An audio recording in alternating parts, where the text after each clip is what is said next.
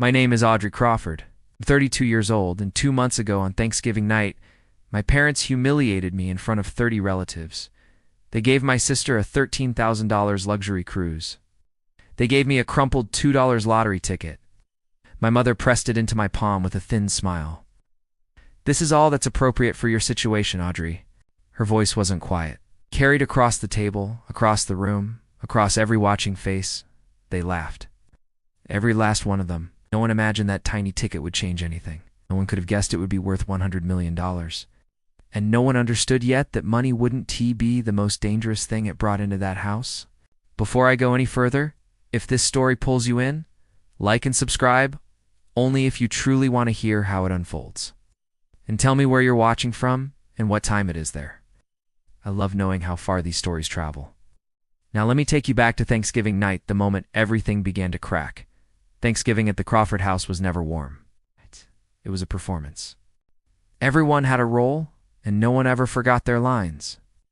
I arrived at exactly 5 o'clock, balancing a homemade autumn salad and a bouquet of dahlias I'd grown myself, deep burgundy, heavy with care. I'd spent 3 months tending them. My mother opened the door before I knocked. Audrey. Her eyes flicked to the flowers, then away. Still playing with plants? I see. Before I could respond, shrill laughter erupted behind her. Vivian had arrived. Mom rushed past me, arms wide. There's my girl. That dress is gorgeous. New. Stood in the doorway, flowers still in my hands. Watching my mother hug my sister like it had been years since they'd seen each other. It had been 2 weeks. The house was already full relatives, noise, perfume, overlapping conversations.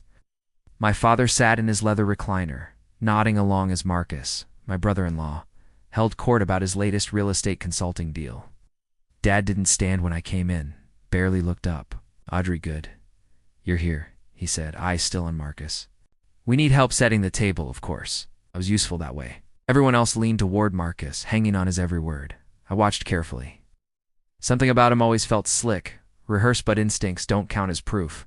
Across the room, Aunt Marlene met my eyes and offered a small, apologetic smile.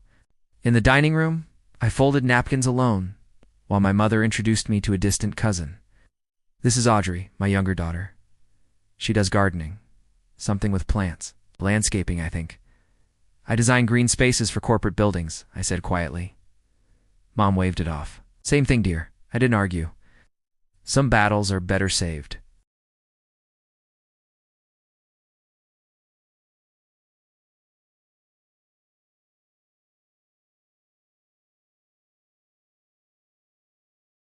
Just thorough.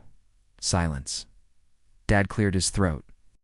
She's busy with work, and trips like this are expensive. We don't want to put pressure on her. They hadn't asked if I was busy. They hadn't asked if I could afford it. They'd already decided. I pushed the door open. I'm not invited. They turned as one. Mom's smile stiffened. Dad suddenly found his coffee fascinating.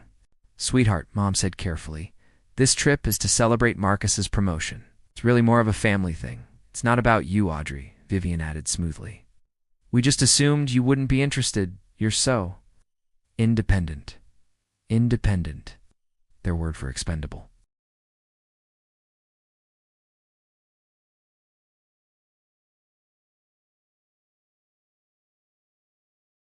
As Grandma disappeared down the hall, she looked back at me. Her lips moved without sound. Call Thomas Smith this week. And that was the moment I knew Thanksgiving wasn't the end of something. It was the beginning. I didn't understand then, but I would. Soon, I would understand everything. The dining room fell into an uneasy hush when my father stood and tapped his wine glass with a fork. Before we eat, I just want to say how grateful I am that everyone could be here tonight. He smiled that smooth, rehearsed smile he'd perfected over decades of selling used cars. Family is everything. 30 people nodded along. 30 witnesses. This year, Patricia and I wanted to do something special for our daughters. He turned, arm sweeping toward Vivian. Vivian, sweetheart, come here. She floated forward in heels that probably cost more than my rent. Mom handed her a thick envelope, her face glowing. For you, Marcus, and the kids, Mom said. A 14-day, first-class Caribbean cruise. The room erupted, gasps, applause, envy dressed up as excitement. Vivian burst into tears, the elegant kind, carefully dabbed at with manicured fingers. "Oh my God, thank you. This is too much." She hugged them both, laughing and crying at once. $13,000. I recognized the itinerary. I'd seen it on Mom's computer weeks ago by accident, of course. Then Mom turned to me.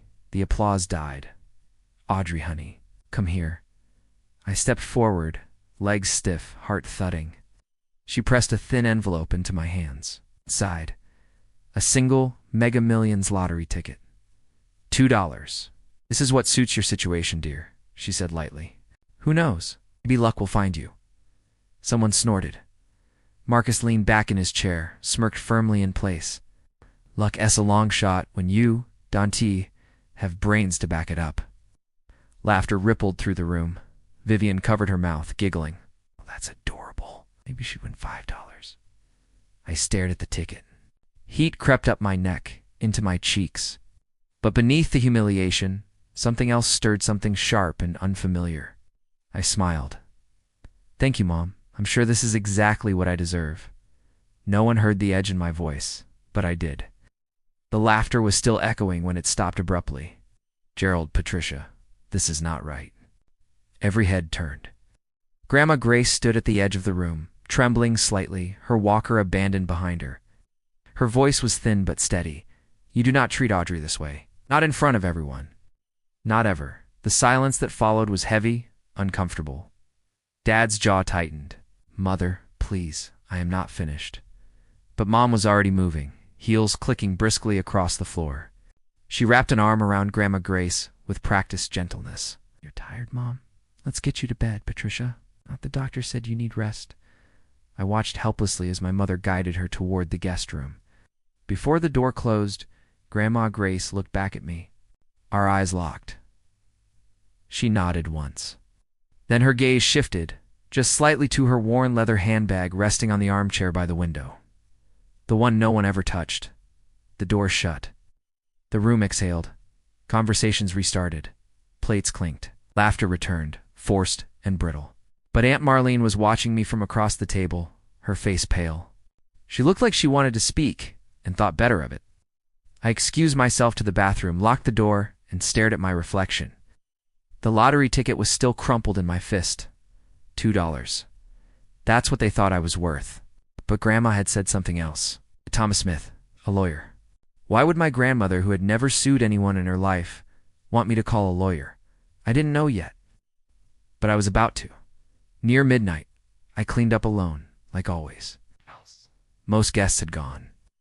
Vivian and Marcus were sprawled in the living room, planning cruise outfits. My parents were saying their final goodbyes. I was collecting dishes from Dad's study when I saw them. Papers scattered across his desk. Overdue bills stamped in red. A letter from a collection agency. And beneath them a loan agreement. Signed by my father, co-signed by Marcus Pierce. $180,000. The interest rate made my stomach drop. Predatory. Dangerous. My hands shook as I turned the page. Collateral paperwork. Grandma Grace's house. It's the house she'd lived in for 50 years. The house that was supposed to be hers until the end. Her signature stared back at Manavan, shaky dated 6 months earlier. The same month she'd fallen. Same month she'd been hospitalized and medicated. They'd had her sign when she wasn't herself. I took photos. Every page. Every signature. I didn't have a plan yet, but I understood now. The favoritism wasn't about love. Vivian wasn't the golden child. I was the liability. It's the one who noticed things. The one who asked questions. That's why I got the lottery ticket. I slipped out the back door, heart pounding, photos saved. For the first time in my life, I wasn't going to stay quiet. 1 week after Thanksgiving, I called Aunt Marlene. She answered on the second ring. "Audrey, I need to ask you something." "What is it, honey? Is Dad in serious debt?" Silence. Then softly, "You've seen something, haven't you?" I found a loan. "With Marcus, Audrey," she whispered. "Don't talk about this on the phone." "Why?" "Because there are things you don't know yet. About Marcus. About your father." And that was when I realized Thanksgiving hadn't exposed a family conflict. It had uncovered a crime.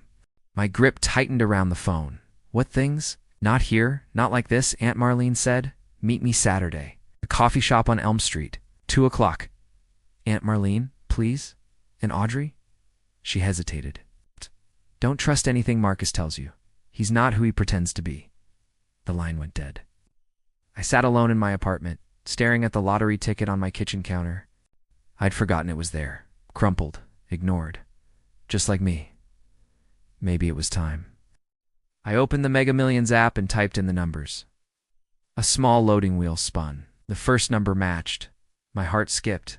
The second matched. I stopped breathing. Third, fourth, fifth, sixth. All of them. I refreshed the app. Same result. I went to the official website. Same numbers. Same confirmation. $100 million. I didn't scream. I didn't cry. I just sat there, perfectly still for what felt like hours. Then I did the most ordinary thing imaginable. I Googled, what to do if you win the lottery. And then I remembered Grandma Grace's words. Call Thomas Smith. It was time. I told no one. Not a single soul. For 3 days, I moved through my life like a ghost wearing my own face. I went to work, answered emails, smiled at clients, all while carrying a secret worth 9 figures. Every time my phone buzzed with a message from Mom or Vivian, I felt nothing. The money, once it cleared, would eclipse anything they'd ever known. But that wasn't what consumed me. It was the power. It's not over them, over myself. For 32 years, I'd been invisible. The afterthought. The gardener. Now, I had choices, and they couldn't take those away. I didn't call my parents. I didn't call Vivian. I didn't post anything online or buy something reckless or celebrate in any way. Instead, I called Thomas Smith. Miss Crawford, he said calmly. Your grandmother mentioned you might reach out. She told me to call you. I don't know why. Then perhaps you should come to my office, he replied. There are some matters we need to discuss. About the lottery? A pause. You've won something. 100 million. Another pause longer. Then we definitely need to talk. But the matters your grandmother wanted me to discuss existed before any lottery, he added gently. They concern her estate and her house. My stomach dropped. What about her house? It's better if I show you in person. Can you come tomorrow? Yes. And Miss Crawford, don't mention this call to anyone in your family. Not yet. I hung up and stared at my reflection in the dark screen of my phone. The lottery ticket had given me money. Thomas Smith was about to give me something far more valuable. The truth. Thomas Smith's office smelled like old books and polished leather.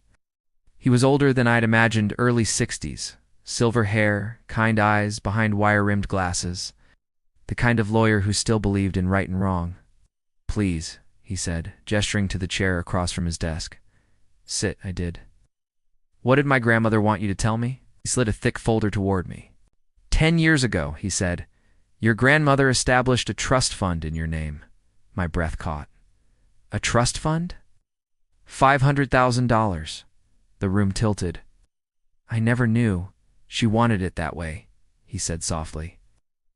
She was afraid. Afraid of what? That your mother would take it from you. I opened the folder with shaking hands. Legal documents, bank statements, everything legitimate. There's more, he continued. Your grandmother's house. I saw the papers, I said. My father used it as collateral. Thomas nodded. The deed was signed 6 months ago. The day after your grandmother was hospitalized. She was heavily medicated, barely coherent. My stomach churned. That's fraud, potentially, he agreed. But proving coercion is difficult without witnesses. She didn't know what she was signing. I don't believe she did. He leaned forward. Your father owes Marcus Pierce $180,000. The house was collateral. If he defaults, Marcus gets the property. Everything clicked. The favoritism, the secrecy, the humiliation. I was never supposed to see any of it. What can I do? I asked. With your current resources, Thomas said carefully, you have options. We can challenge the deed. We can pay off the loan. We can protect your grandmother. I looked down at the paperwork. $500,000 from Grandma Grace, $100 million from a crumpled ticket. Let's protect her. Now pause with me for a moment. Know what you're thinking. Are you going to get revenge? But this isn't a revenge story. It's a truth story. If you want to know what happens next, Let me know in the comments. Have you ever been treated unfairly by your own family? Like if you're on my side? Because now it's time to tell you what Aunt Marlene revealed. The coffee shop was nearly empty when she arrived. She looked older than she had at Thanksgiving, tired, worn down. She slid into the booth across from me, clutching her purse like armor. "Thank you for meeting me," I said. "I should have spoken up years ago," she whispered. "But Patricia, you know how she is. Tell me about Marcus." Her hand shook as she lifted her coffee. "He's not really a consultant," she said. "He lends money to two desperate people. With interest rates that would make a loan shark blush," I suspected. "There's more." She pulled out her phone and turned the screen toward me. "2 months ago, at your parents' anniversary party, Marcus left his phone unlocked. I wasn't snooping. I was just looking for mine. Text messages filled the screen. Explicit, intimate, damning. Can't wait until this is over. Once the house deal closes, I'm out. What about Vivian? She served her purpose. Divorce papers are already drafted." I stared at the screen, my chest tight. And in that moment, I finally understood. Marcus wasn't just using my family. He was dismantling it. And I was the only one who could stop him. He's cheating on her. That's what my Aunt Marlene told me. For 8 months, with his assistant, Diana. She said she wanted to tell my sister Vivian, but Marcus. He's not someone you cross. Marlene was crying, asking if Vivian knew. Of course she didn't. My sister was too busy being the perfect wife, the perfect daughter, to see the rot right in front of her. In that moment, I realized Vivian wasn't my enemy. She was just another casualty in our family's toxic games. She just didn't know it yet. A few days later, I went to see my grandmother. The nursing home always smells like antiseptic and fading flowers. Grandma Grace looked so frail, but her eyes were sharp when she saw me. I asked her about the trust she'd set up for me, the one no one else knew about. She said it was because I was the only one who never asked her for anything. Then I asked about her house, how my parents had taken it from her. She said they brought papers while she was in pain, confused. She didn't understand what she was signing. I told her, "I know, Grandma, and we're fixing it." She looked at me, a knowing glint in her eye. Or something else, something big. So I told her. I told her about the lottery ticket my mother gave me as a joke for Thanksgiving. The one with my grandmother's birthday is the numbers. It's the one that won $100 million. Grandma Grace just laughed. This soft, rustling sound. "Oh, karma," she murmured. "I always believed it comes quietly." I promised her I'd buy back her house, that she would go home. But she made me promise something, too. She grabbed my hand and said, "Don't let the money turn you into them." I promised. 2 weeks later, it was the family's bon voyage dinner before their big cruise.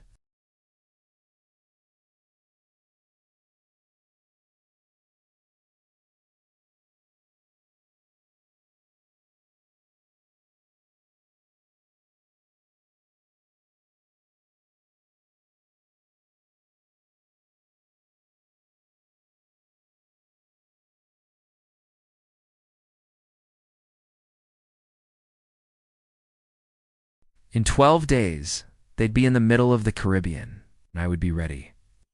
The morning they left, I was in my lawyer's office signing the final papers. About $62 million after taxes. More than enough. That's when my phone buzzed. It was Vivian. "Audrey, something's wrong with Dad's credit card. Got declined. Can you transfer $500? The first time my sister ever asked me for money, I knew why the card was declined. House of Cards was starting to sway. I typed back, "I don't have $500 to spare right now," asked Marcus. He's the financial consultant. She just replied, "Never mind." They were on the ship. All of them. Oh. Trapped together on the ocean. That same day, the local news reported the Mega Millions jackpot had been claimed by an anonymous winner. The ticket was bought at a convenience store just 3 miles from my parents' house. My aunt brought it up in the family group chat, and soon I got a private message from my mother. "Audrey, that lottery ticket I gave you."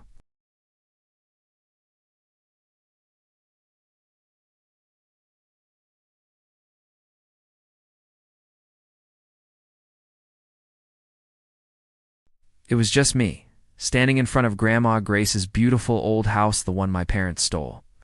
The caption was simple: "Home renovation project starting soon." I knew my dad would see it. I knew all of them would. And that was just the beginning. Stick around to see what happens next. Thanks for watching. One call, then another. Then another mom, dad, Vivian, Marcus. I let every single one go to voicemail. By evening, I had 43 missed calls. By midnight, 79. The messages ranged from breezy, "Hey sweetie, just checking in," to frantic, "Audrey, please call us back. This is urgent." I placed my phone face down on the nightstand. Tomorrow, I would call them. But on my terms, and not in private. 17 missed calls. I counted them twice, just to be sure. The voicemails were a masterclass in emotional manipulation. And that was when I knew they finally understood something I'd known my entire life. They needed me. And this time, I wasn't invisible anymore. Always work with you. Always work. As if I'd ever been offered a choice. As if they'd ever offered me anything else. I spent departure day in Thomas's office, finalizing the paperwork for my LLC. The money would clear within the week after taxes, roughly $62 million, more than enough for what I had planned. I was reviewing documents when my phone buzzed. "Vivian, Audrey, something's wrong with Dad's credit card. It got declined at the port. Can you transfer $500? I'll pay you back." I stared at the message. The irony was almost too perfect. The first time in my life my sister asked me for money. I knew why the card was declined. The debt was catching up. Marcus wasn't covering it anymore. The house of cards was wobbling. I typed back, "I don't have $500 to spare right now. Ask Marcus. He's the financial consultant." 3 dots appeared, disappeared, appeared again. Never mind. We figured it out. I didn't ask how, I didn't care. What mattered was that they were on that ship now. All of them, Mom, Dad, Vivian, Marcus, trapped in the middle of the ocean for 2 weeks. I turned back to Thomas. "How soon can we file the challenge on the house deed?" "Monday," he said. "Once you're ready to make your move?" I looked out his window at the city below. Somewhere out there, a cruise ship was sailing toward the Caribbean, and I was preparing my own voyage. Day 3 of the cruise, I posted a single Instagram story, just me standing in front of Grandma Grace's house, a house that was supposedly no longer hers. The caption was simple: "Home renovation project starting soon." I knew Dad would see it. He checked social media obsessively. It was his only way of knowing what his daughters were really up to. That same day, the local news ran a story. Mega Millions jackpot claimed. Winner remains anonymous. The ticket had been purchased at a convenience store 3 miles from the Crawford family home. I didn't plant that detail. The universe just has a sense of humor sometimes. Aunt Marlene, bless her heart, mentioned it in the family group chat. "Did anyone hear about the lottery winner? Someone from our area 100 million one? They bought the ticket at that little Quick Mart on Henderson Avenue." The chat exploded. Cousins speculating. Uncle Barry making jokes about retirement. Then a private message from Mom. "Audrey, that lottery ticket I gave you for Thanksgiving. You still have it, right?" I waited an hour before responding. Let her sweat. "Yes, Mom. I still have it." "Why?" "Just curious." "No reason, that emoji." She never used emojis unless she was nervous. An hour later, my phone started buzzing. One call, then another, then another. Mom, Dad, Vivian, Marcus. I let them all go to voicemail. By evening, I had 43 missed calls. By midnight, 79. The messages ranged from casual, "Hey, sweetie, just checking in," to frantic, "Audrey, please call us back. This is urgent." I turned my phone face down on the nightstand. Tomorrow, I would call them, but on my terms. And with an audience. Mom, attempt 1. "Audrey, honey, it's Mom. Just wanted to hear your voice. Call me when you get a chance." Mom, attempt 7.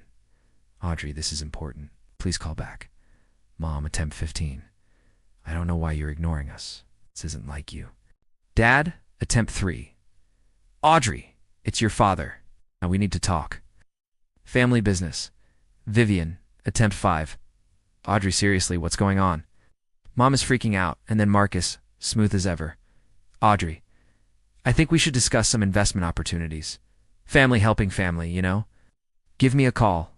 I sat in my new apartment, a rental I'd secured the week before. Nothing fancy. I just Manand listened to every single message. Let their desperation wash over me like waves. They weren't worried about me, they were worried about the money. I texted Thomas Smith, "Is everything in place?" His reply, "Ready when you are." I opened the family group chat and typed a single message. IL video call tonight at 8 p.m. EST. Everyone needs to be present. There's something important I need to share. Within seconds, confirmations flooded in. Mom, of course, sweetie. We'll all be there. Dad, looking forward to it, kiddo. Vivian, can't wait. Marcus sent a thumbs up emoji. They thought they'd won. They thought I was going to announce my lottery winnings and then what? Hand them a check? Ask for their guidance. They had no idea what was coming. I spent the rest of the afternoon preparing organizing documents, rehearsing what I would say. This wasn't revenge. This was truth. And the truth, as they say, shall set you free. At exactly 8 o'clock, I clicked join call. Their faces filled my laptop screen. Crowded together in what looked like the ship's lounge. A tropical sunset glowed behind them through the windows. Audrey, Mom cooed.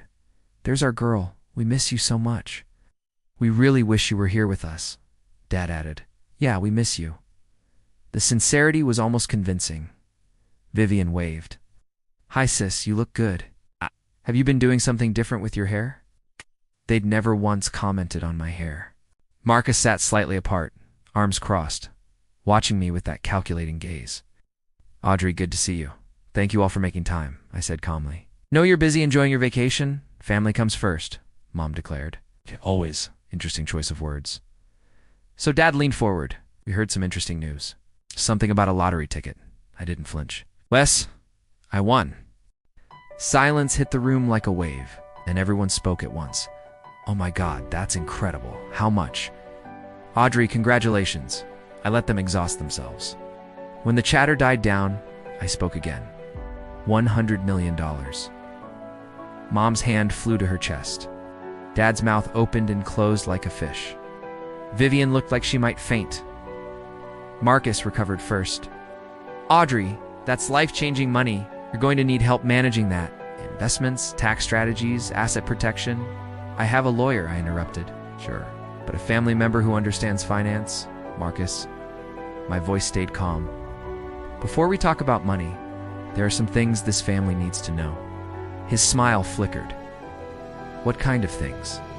The truth. I shared my screen. Let me show you. The first document appeared the loan agreement with Marcus's signature. And everything changed. This, I said, is a loan agreement between my father and Marcus. $180,000 at 32% interest. Dad's face went white.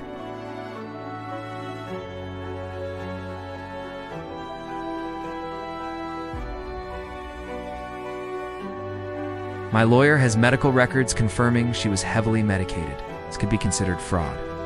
Audrey, this is family business. Dad started. Not finished. I clicked again. Screenshots filled the screen text messages between Marcus and Diana. Explicit. Unmistakable. These are messages between Marcus and his assistant, Diana. They've been seeing each other for 8 months. Vivian's face crumpled. What? Once the house deal closes, I'm out. I read aloud. She served her purpose. Divorce papers are already drafted. That's not. Marcus stood up, chair scraping. Those are fabricated. She's lying, am I? I looked directly at my sister. Vivian, asked him. Look at his face and ask him. Vivian turned to Marcus, her voice barely a whisper. Marcus, he didn't answer. He grabbed his phone and walked out of frame. Mom started crying. Dad sat stunned. Here's what's going to happen, I said quietly. I'm using my money to pay off the loan and clear the lien on Grandma S. house. The deed will be transferred back to her legally protected. None of you will have any claim to it. Audrey, Dad pleaded. We're family. Family doesn't steal from 90-year-old women. I kept my voice steady. I'm not done. I know what you're thinking. You've ever wanted to say this to your own family? Smash that like button. Because what happened next? What happened after that call? Even I didn't see it coming. I ended the call before anyone could respond. The last thing I saw was chaos, Vivian crying, Mom shouting something I couldn't hear, Dad with his head in his hands. Marcus was nowhere to be seen. My apartment was silent. Just me and the fading sunset through the window. I'd imagined this moment for weeks. I thought I'd feel triumph, victory, vindication, but I didn't. Not yet. Instead, I felt hollow tired, like I'd just run a marathon I hadn't trained for. My phone exploded within seconds. Calls, texts, voicemails. I turned it to silent and set it face down. Then a knock at my door. I tensed. No one knew I'd moved. Through the peephole, I saw Aunt Marlene. She looked as exhausted as I felt. "How did you find me?" "Thomas Smith gave me the address." "I hope you don't mind." I let her in. She took one look at my face and pulled me into a hug. "You did good, honey. You did what none of us had the courage to do." "Did I?" My voice cracked. "I just destroyed my entire family on a video call." "No," she pulled back, holding my shoulders. "They destroyed themselves years ago. You just turned on the lights." My phone buzzed. A text from Vivian.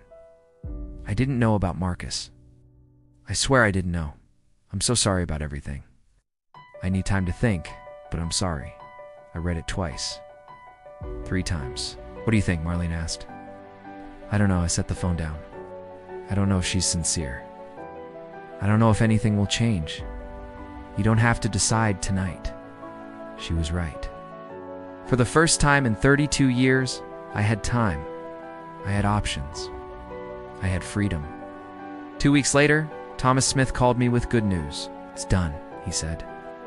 The deed challenge went through faster than expected. With the medical records and the witness testimony from your Aunt Marlene, the bank agreed to void the original transfer. I let out a breath I didn't know I'd been holding. Is the house still technically owned by the bank? Your father defaulted on the loan payments when Marcus stopped co-signing. But here's where your money comes in. I'd already made my decision. Pay it off, whatever it costs. It'll be approximately $215,000 principal, interest, and legal fees to transfer the deed cleanly to your grandmother's name. Do it. The money was nothing, a rounding error compared to what I had now. But what it represented, that was everything. "There's one more thing," Thomas said carefully. "I've drafted a protection clause. Once the house is in your grandmother's name, no member of the Crawford family, including your parents, can claim any rights to the property, not during her lifetime and not after. And after she passes, it goes to you, per her original wishes, before any of this happened." I thought about that crumpled lottery ticket, the mocking smile on my mother's face. $2 to get rid of the inconvenient daughter. "One more clause," I said. "I want it in writing that my grandmother can live there for the rest of her life with full-time care if needed. It's completely paid for, already included." I smiled for the first time in weeks. "Hey, Thomas, thank you. Thank your grandmother," he said. "She chose you for a reason." I hung up and immediately called the nursing home. "I'm coming to pick up Grace Mitchell. It's time to take her home." Marcus tried to control the narrative. Of course he did. The screenshots are photoshopped. Audrey is mentally unstable. She's jealous of Vivian's success. She's trying to tear this family apart. It might have worked once before social media. Before Diana was apparently not pleased about being abandoned mid-scandal. 3 days after the video call, she went nuclear. Instagram, Facebook, Twitter, every platform. Photos of them together. Restaurant receipts, hotel bookings. Intimate messages that made the ones I'd shared look tame, and her own video statement mascarestrict and furious. "Marcus Pierce is a liar and a fraud," she declared to her 300 followers, a number that multiplied by the thousands within hours. "He told me he loved me. He told me he was leaving his wife. And now he's trying to pretend I don't exist." Vivian filed for divorce before the cruise ship docked. But Diana wasn't the only one with grievances. Within a week, 2 of Marcus's business associates came forward to the state attorney general, this office, with complaints about predatory lending practices. The interest rates he'd been charging weren't just unethical, they were illegal in 3 states. I didn't lift a finger. Nice. I didn't have to. The dominoes fell on their own. Dad declared bankruptcy the following month. The car repair shop he'd owned for 30 years gone, liquidated to pay debts that had been accumulating long before I found those papers. I felt nothing. Not satisfaction, not pity, just a strange, peaceful emptiness. Karma Grandma Grace said when I told her, sitting in her own living room for the first time in a year. "I told you I believed in karma." She squeezed my hand. I squeezed back. Some things don't need words. My mother called me 3 weeks after the video call. I almost didn't answer, but something made me press the green button. Audrey. Her voice sounded like she'd been crying for days. Audrey, you've ruined us. No, hello, how are you? Straight to the accusation. I didn't ruin anything, Mom. I told the truth. The truth. She laughed bitterly. Everyone knows now. Everyone. The neighbors. The church. My book club. I've been going to that book club for 18 years, and now they won't even return my calls. I'm sorry that's happening. Are you? Are you really? Her voice cracked. You had everything. $100 million. You could have helped us. You could have saved your father's business. I could have covered up fraud, I said calmly. I could have pretended Marcus wasn't a cheating predator. I could have let you keep Grandma's house. We're your family. So is Grandma. Silence.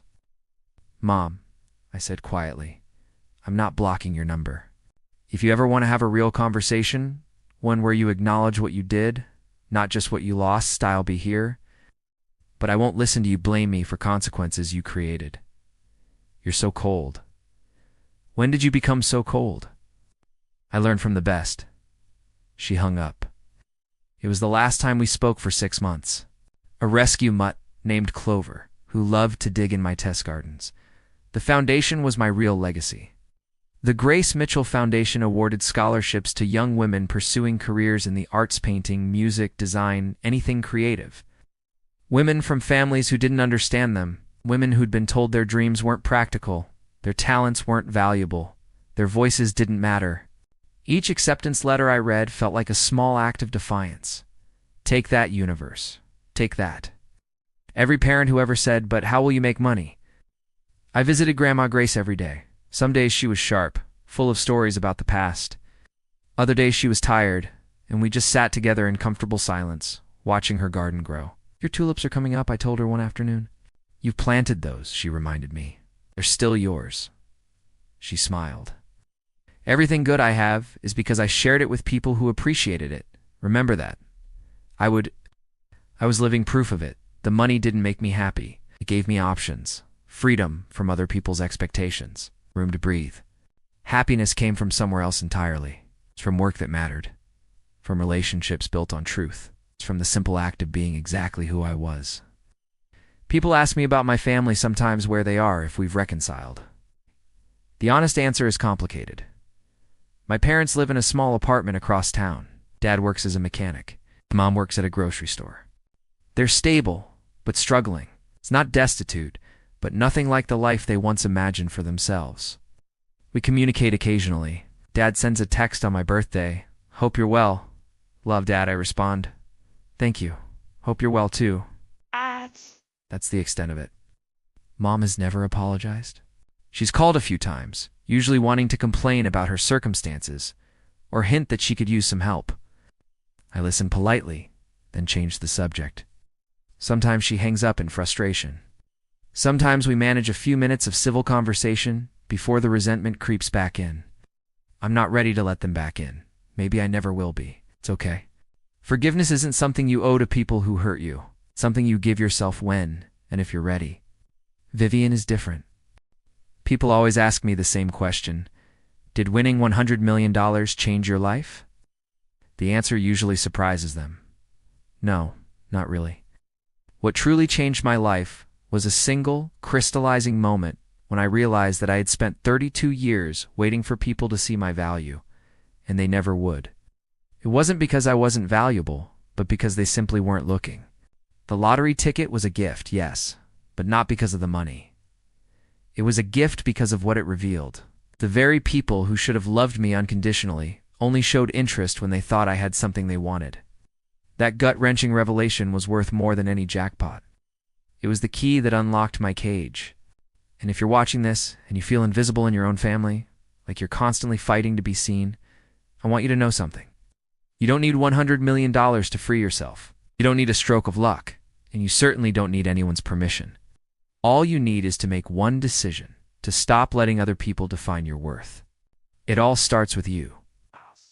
Set your boundaries firmly and without apology.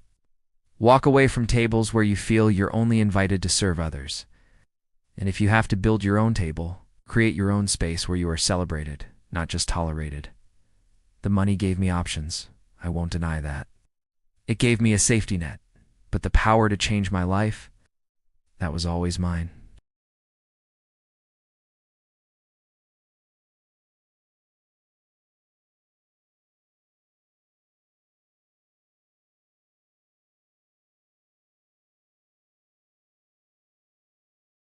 Speaking of family, my sister and I are rebuilding.